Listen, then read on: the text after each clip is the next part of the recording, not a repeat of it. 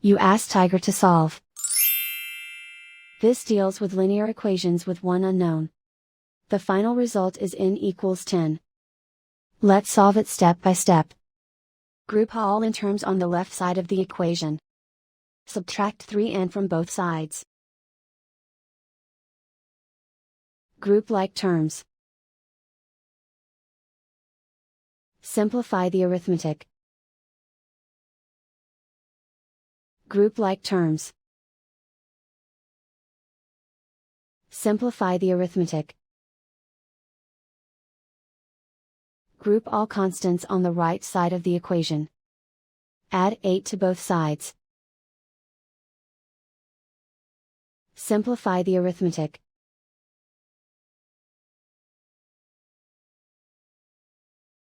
And so the final result is n equals 10.